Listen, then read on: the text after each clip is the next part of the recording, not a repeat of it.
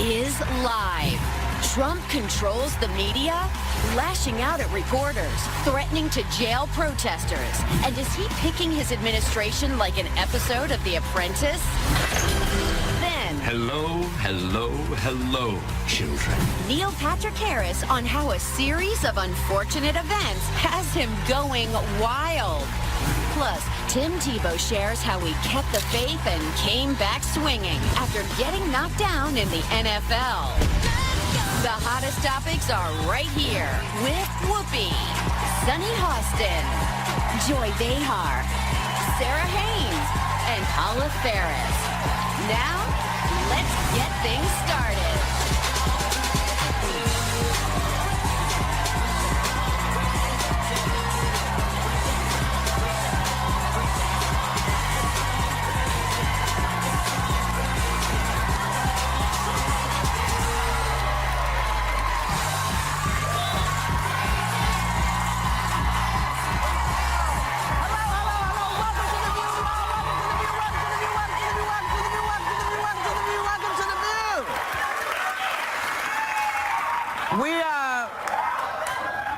We want to begin by giving our thoughts and prayers to everyone impacted by the brutal attack at Ohio State yesterday that injured 11 people. And we'll probably have plenty to say about this in the days ahead, but we're trying to wait till we have much more information. So President-elect Donald Trump has not let up on his Twitter habit, apparently, and one of his latest tweets is calling for people who burn the American flag to be punished with a year in jail or losing their citizenship.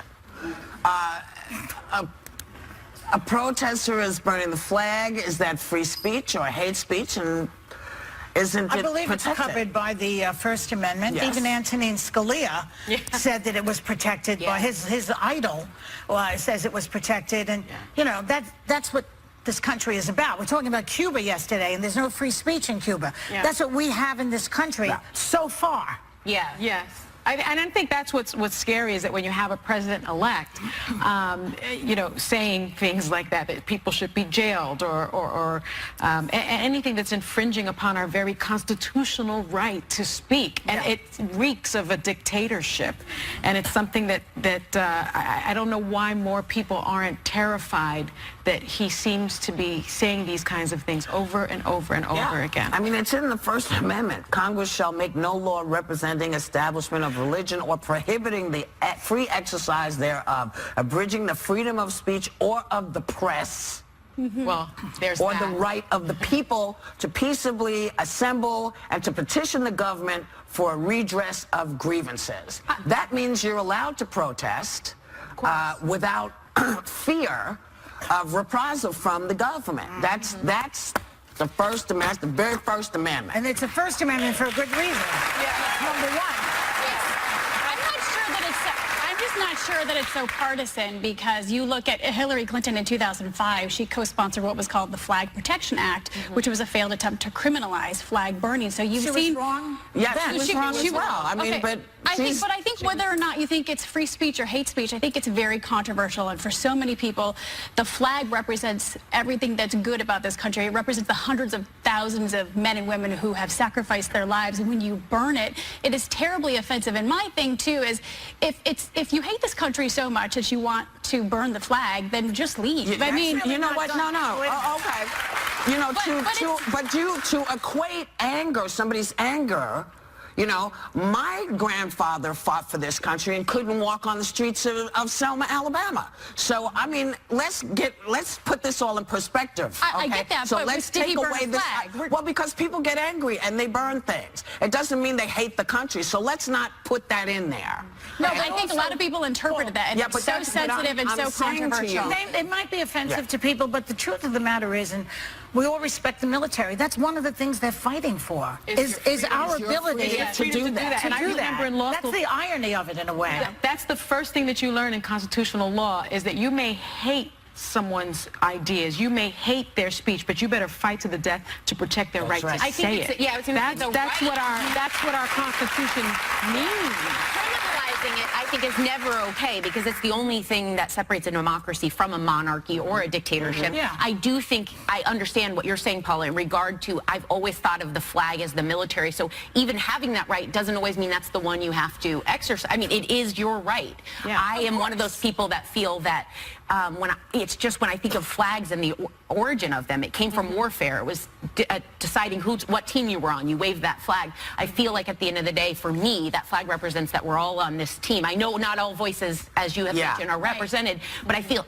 Excuse me. I feel like that's something where when I look to it, I always think of one thing we can stand behind are the military. You know. Well, the military is not the flag. It is not the flag. It That's is just not. my The flag association. represents a lot of different things to different people. Yes. And so you have to keep that in mind because, in fact, that's what the First Amendment is about. Yeah. The military, the flag does not always represent all of its people. Right. It's all of its people were not taken care of under under our flag. So they haven't. just know get that people are angry. They sometimes get angry and they burn the flag. Sometimes they burn the neighborhood. And people have just as much right to be offended by it, too. Well, and listen, I think it's your right to burn. This isn't about whether you're offended about it. It's about the law. It is the law. I get that. I'm just saying that people have a right to be offended. Right. And I know when I personally, when I see somebody burning the flag, it is your right. It's absolutely your right, and it's protected. But if you hate our country and you hate what it represents so much, they don't hate the country. but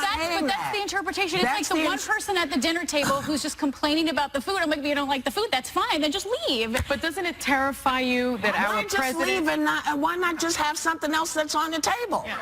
But I'm saying my whole point is if all you can do is sit at the table and grumble and complain about what is presented to you in front of the table, that is your right. If you don't like it, then you don't have to eat it and you can go. But it's very American to be able to say here, these things. which I agree with, is being offended is one thing, but do you think it should be criminalized? I don't think it should be criminalized, and that's my point. I'm just saying you have an absolute people right. who are offended by it. Right. I understand I get being offended, but I don't think you should say that people who do it hate the country because that's not correct. That's not true. That's not correct.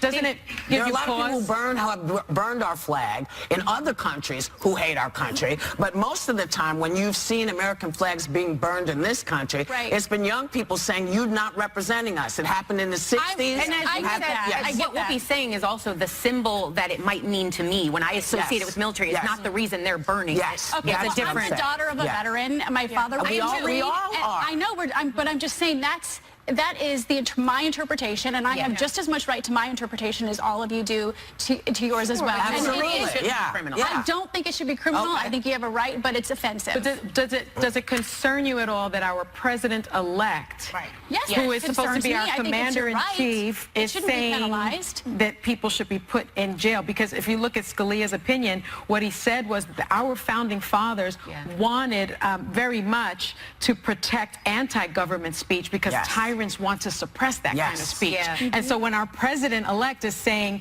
I want to not only suppress this speech, I want to put people in jail And for it's it. interesting that His that whole Twitter feed is that whole case was settled back when Donald Trump was a liberal Democrat.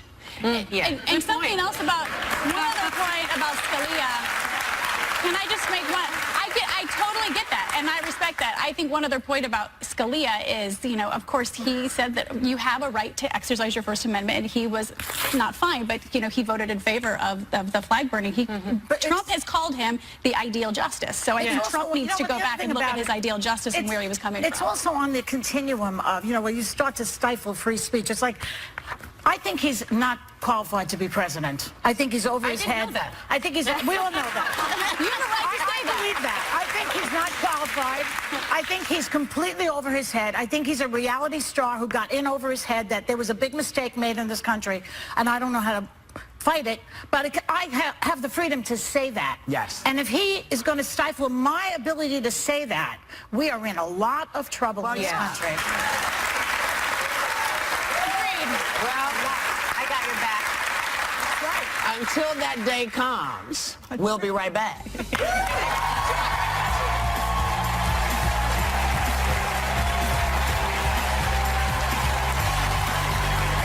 So Whoopi had an announcement. We're going to have to do an intervention.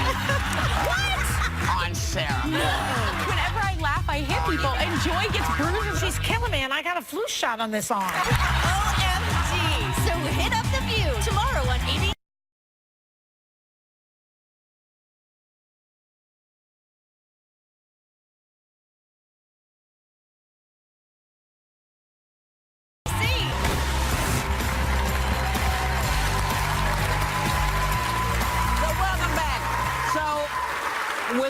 of these little things that keep coming up, you know, flag burning or, you know, this or that, is this all just a ruse? Getting our attention away from what's really going on. Yes. You know, things like you just appointed Congressman Tom Price as his Secretary of Health and Human Services, who's committed to repealing Obamacare or the tax Trump plan, which will reduce the middle class tax by 2%, give the wealthiest Americans a whopping 15% cut, and my favorite, raises taxes on single-parent households. Oh, that's charming. Okay? So is all this other stuff that we're talking about just to get our It's interesting that a lot of the people who voted for him are those very people who are going to be affected by this. By his tax It's plan. not the wealthy who are going to be affected. Well, no. I mean, under this plan, a single parent with an income of $75,000 and 2 children would have to pay $2,440 more annually. And if you're the middle class, you would see an overall tax reduction of 2%, and the wealthiest 1% would receive 15% reduction. That's a lot of money on $10 million, Yeah. 15%. I don't think he's that sophisticated, and that it's. I don't think it's a ruse. I just think he just can't control himself on Twitter and other things. I think he has like diarrhea of the mouth.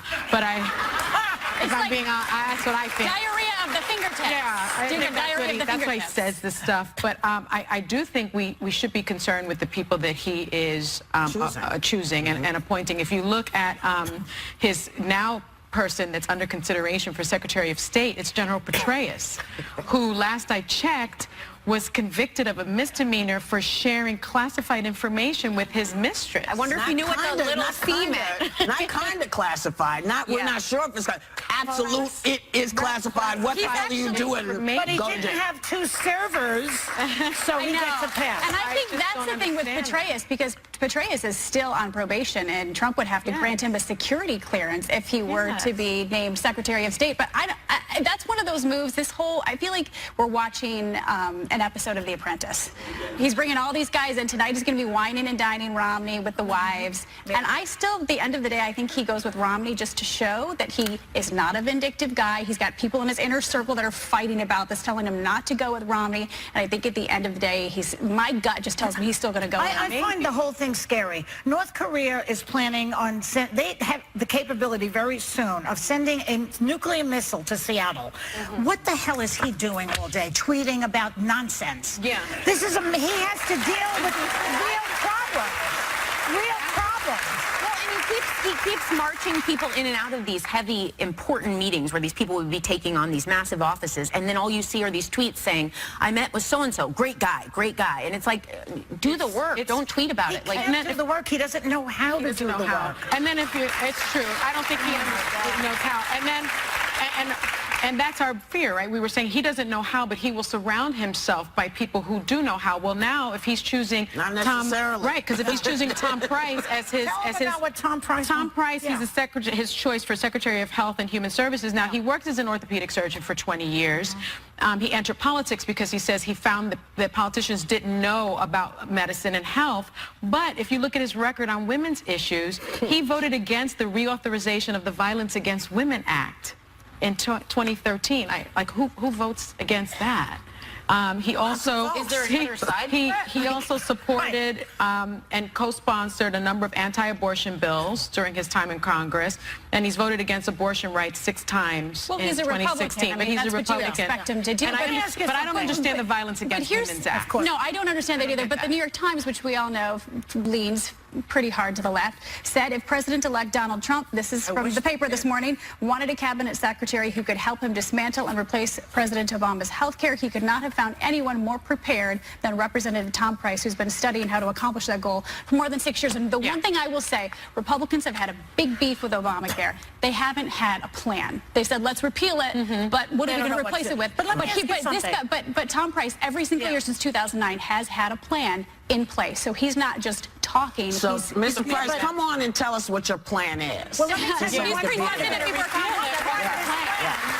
is to roll back He wants to roll back birth control benefits from the Obamacare. What is it? They talk about abortion all the time. Nobody wants to get an abortion. So if you use a condom, or if you get a pill, or you use the patch or whatever, you won't have to have an abortion. Why are they now against birth control? Explain that to me. I don't get it. There are some religious, It's religion. It has 90% to do with religion. I know you want us to go to break. And I'm debating whether we should or not, because it's a good conversation. But I won't be the holdup. We'll come back and finish this conversation because it's important. Cyber Monday's not over yet, people. We've partnered with vendors for up to 70% off the best Cyber Monday deals, plus free shipping. So get to viewyourdeal.com now. Yes, I said free shipping.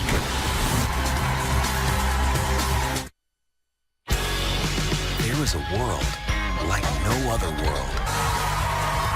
Okay. So you were saying... I was saying what? Oh, I was saying about birth control? Yeah, well, just to repeat it, I don't understand what their beef is about people getting free birth control so that they can control the population somewhat and not have to get abortions. I can understand abortion because people are religiously against something like that. I was raised a Catholic. We were told no. Okay, fine. That's your feeling, and I appreciate it, and I respect it. But birth control, that went out with which pope 150,000 years ago? Well, yeah. I mean, really, even the Catholic Church doesn't say that. I don't understand why someone else's religion impacts me. Well, that's... I don't understand it. I don't mind that the law doesn't say you have to have an abortion. It doesn't force you to have an abortion. And when I do that, I'm not pointing at anybody in particular. I'm just saying it doesn't force you. But I don't like the idea that someone who doesn't know my life or my family's life can make a decision that if my child is raped, I don't have the right with her to say we are terminating this. I don't understand why that.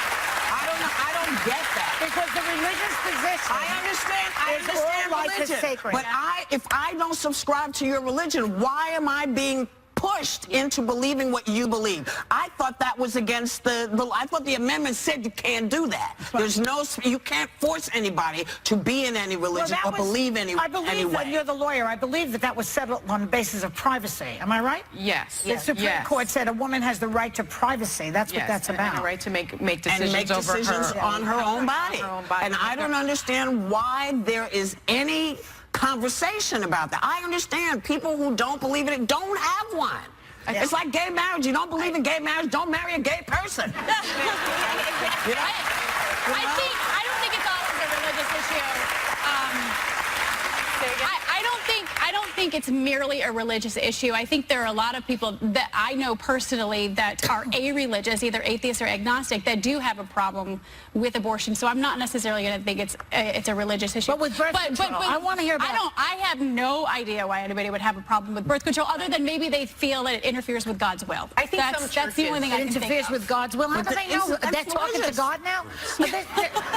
You know, and again, do your friends believe that you have the right to make a decision for your family? Right, but I think... And the things that you feel are right? Or do they feel they should be able to come in and sit with you and say, well, you know, I don't think you should be doing it? Because we bitch about this when people do it online. Say, get out of my, but don't put it up there. I think some of the argument sometimes is if you're using federal funding to Which have we've an established abortion. that has not been the case. It's not been the case, especially with Planned Parenthood. They can with federal. They can with Title X, and certain parameters under Medicaid. It does happen. But I will say funding, too, they don't want their tax dollars going towards someone else's abortion. See, I don't mind if it goes either, because I don't want my tax dollars paying for a war.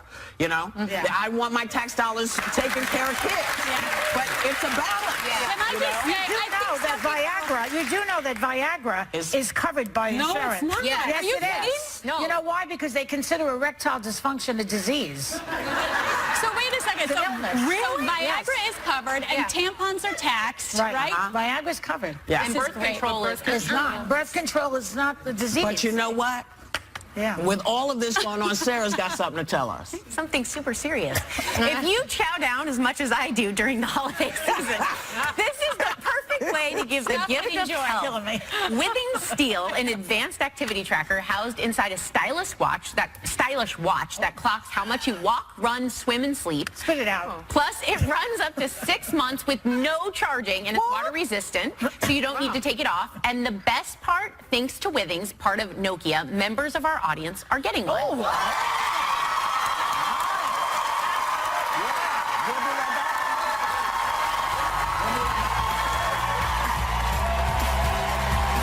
Hey, what's up? Neil Patrick Harris here. Don't change the channel. I'm going to hang out with the ladies from The View right after this. It'll be some low-key hilarity.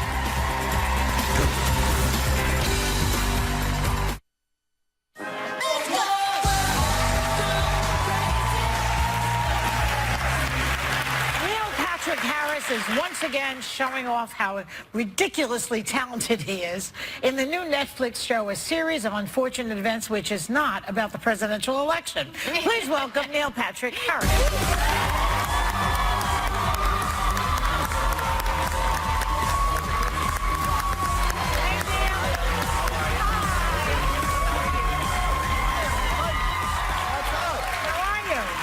Better now, thank you. Time flies. We just finished doing Thanksgiving. Yes, I know. And what's around the corner?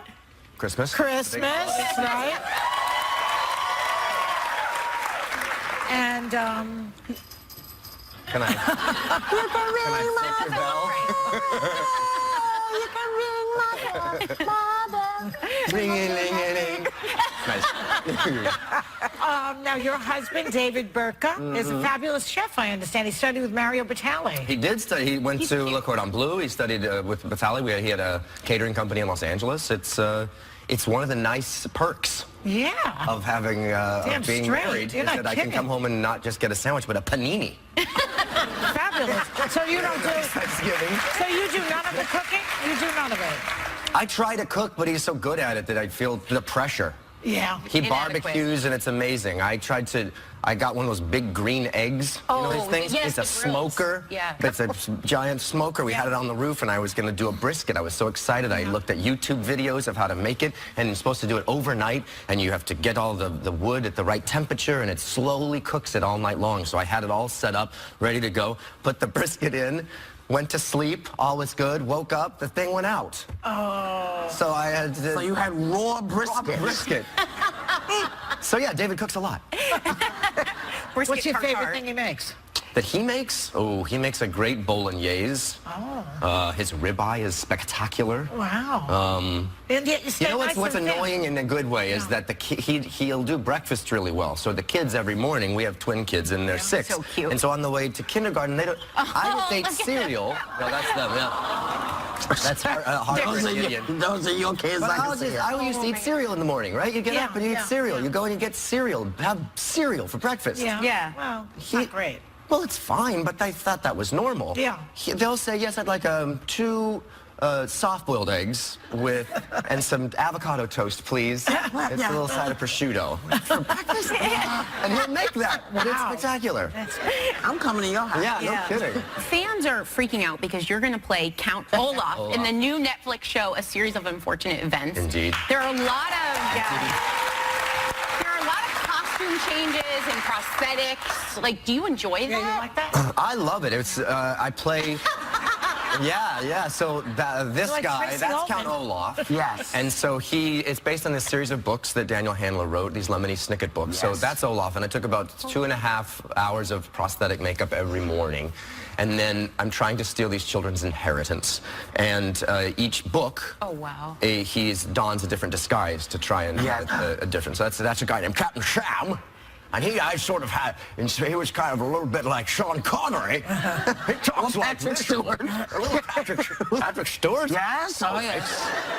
This Thursday is World AIDS Day, and I understand that you're very involved with the cause. Tell us about it. I am. Well, the Red organization, I think, is awesome, and they've joined forces with Omaze and Coca-Cola, and they're doing this thing where people can go online and try and win things through Omaze, experiences. And so for $10, you can get in, I guess, kind of a raffle. And what we're doing is David, my husband, and I are, you can have dinner with us in New York. We'll fly you to New York, put you up in a hotel, have dinner with us, and go see a Broadway show. That's nice. And it's really great. So that's just our experience. And you can go to omaze.com/mph to learn more. Coca-Cola is available everywhere in the world. Yes. And in these It is. impoverished, tiny little towns in Africa, you can get a Coke, but you can't get the medicines that you need to stop, like easy retrovirus medicines to stop the transmission of HIV/AIDS. Yeah. 5 years ago, 1,000 babies were born every day HIV positive. Now that number's dropped to 400. Yes. Wow. Which is a pretty substantial swing and dropping. And so Coke is now educating governments and organizations on how, if they can get Coke to all these places, right? Those same trucks That's right. have the ability and the access to get these medicines, which are simple medicines, which can really literally turn that number to zero quickly. It's not a larger, we just want to end this. This is endable. Yes. And I think it's kind of awesome that they're involved with it as And well. they have the money I was to happy. help you. And they have the ability, the resources. And you have a new addition to your family named Gidget. We got a puppy dog. We had a dog. We had two dogs named Watson and Fred passed away, and we had him for many, many years, and he was a wonderful dog. And so we got Gidget. We're not sure. Gidget came from Thailand through the North Shore Animal League, which is a wonderful organization. Love that. And they matched us up. She looks kind of Maltese-ish. Yeah. She's bigger than Well, you that, know, though, she's right? multicultural. That's a close-up. When you She's look not at really her. that big. She's not You know, big. she's mixed with a tiny. lot Thought of it's a stuff. big dog. Who is she closest with? Because they always pick one person. Harper is Okay. so happy that there's another girl in the house. Oh. And so she carries this dog around like a That is an stuffed adorable animal. dog. Well, you know, the last couple of times you were here, you know, we talked about crazy shoes. You want Hedwig the Angry Inch, and I gave you my shoes, and you wear them all the time, I know. Look at those. Yeah, I But do. I have another pair. But these are for Gidget. Because you fit Oh, in them. come on. These That's so are for cute. Gidget.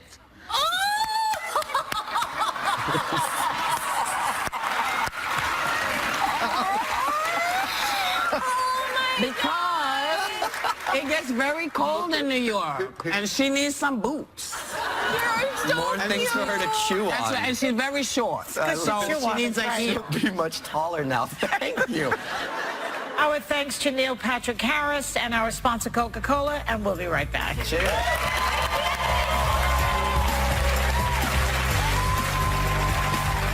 Tim Tebow's miraculous moment? What really happened when he helped a sick fan during a baseball game?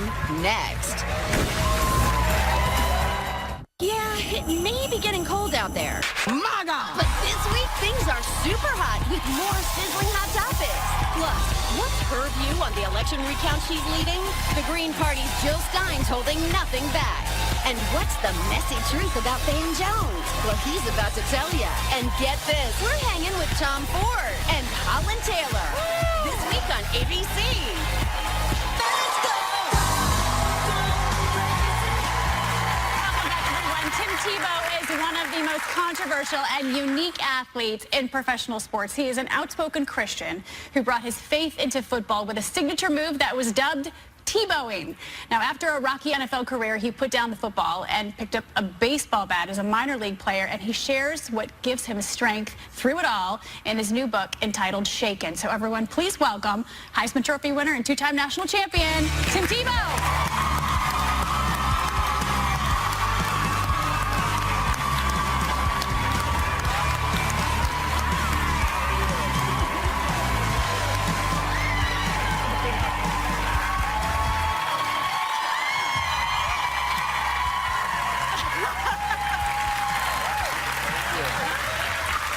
Hi, ladies. So great to have you. How are you doing? We're doing great. We have so much to catch up on. I know.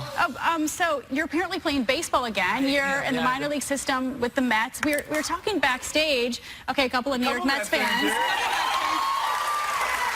And what a lot of people don't know, you played high school baseball through your junior year. It was actually your first love. It really was my first love, and honestly, I thought most of my life that I was going to be a baseball player and probably go pro out of high school. And my dad really wanted me to do that, but my mom wanted me to get an education. And so when you're a Southern boy, you listen to mom. That's what you got. Yeah, you got. Boys need to listen to their mamas too. That's true. So what made you decide? I know that you had a pretty rocky NFL career, but what made you decide to go back to baseball? And did you ever feel like maybe you should have done that to begin with? Well, I don't know about that. I don't really look back with regret because I think everything happens for a reason. But it was something that I loved, and it never really got too far away from my heart. And so when I had the opportunity and a couple people took a look at me and thought there was a chance, I wanted to go pursue it because I love it. And I also really enjoy pursuing things that are on my heart. Good for you. Now, before signing this fall with the Mets, you hadn't played baseball in 11 years? Yeah, took a little time off.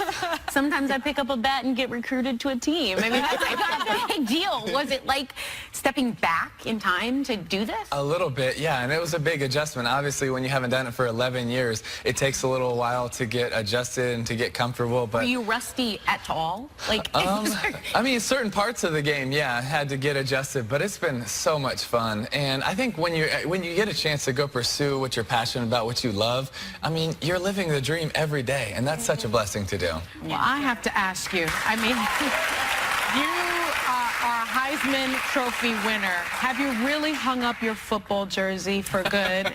I am totally pursuing baseball, and I am all in on baseball. Looking forward to spring training. So we're never going to see you in a jersey again, football jersey? Hopefully you'll see me in a New York Mets jersey. All right, all right.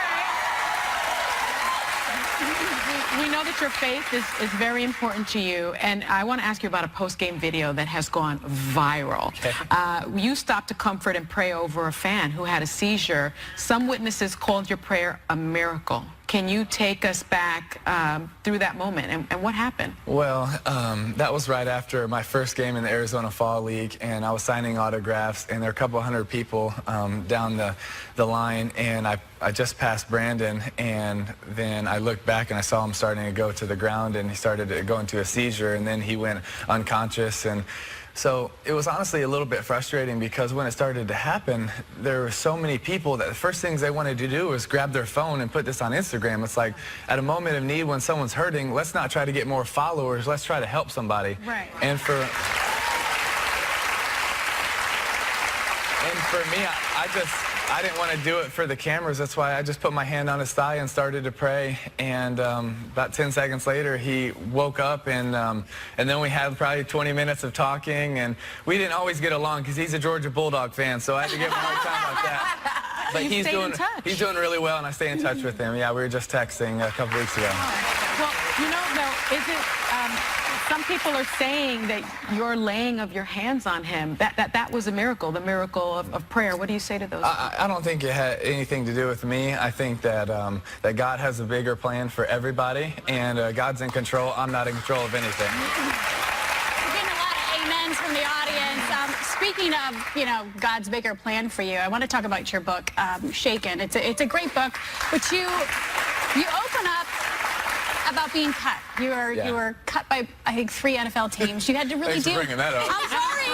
Well, you wrote about it, Tim. But you're talking about dealing with rejection. And how did you really reconcile? Like you felt God wanted you to go into the NFL, but it didn't work out. And that's what this book is about. So how did you cope with all of that? I think everything happens for a reason. And I think, honestly, the highs that I've been able to experience in my life are awesome. National championships and playoffs in the NFL and a Heisman Trophy and all these things are awesome. But very few people can relate to that. But most people can relate to having a lot of people say you're not good enough, or having the world say and try to define you in certain ways. But the good thing is that when we get knocked down, when it's a bad relationship, when we get cut from our team, when we get, lose our job, that the world doesn't get to define us because the God of this universe already did. Right. I love when you say, it's such a good book because it makes you ask the question, who are you when life is steady, but who are you when the storm comes? And it's such a profound question that all of us need to be able to answer. Yeah. Before we go on a much lighter note, you're famous for Tebowing. I feel like maybe people ran with something you did and made it. But we have a new version. Okay, let us walk around here. It's called T-balling. Okay? Oh my goodness. So what we're going to do is we want to show you this, and you're going to pick between the 3 versions of what you think looks bad. Okay. This is Brian Tata. He's a big fan, by the way. If you want to Brian. Thank you. I appreciated that. Thank you. Okay, guys. Do it. Ready? Sonny, I showed you. it. Okay, wait. No, it's not yet. T-ball right here. I've got a skirt on. She's a skirt.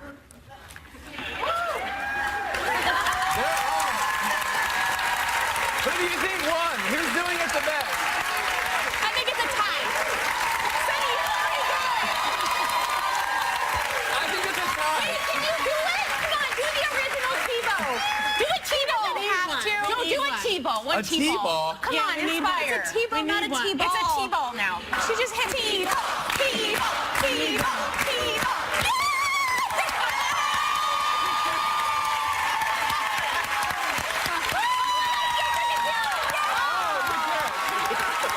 to go. Thank you. Everybody, our big thanks to Tim Tebow. His new book, Shaken, Discovering Your True Identity in the Midst of Life Storms. It is in stores now. And members of our audience, you are going home with a copy.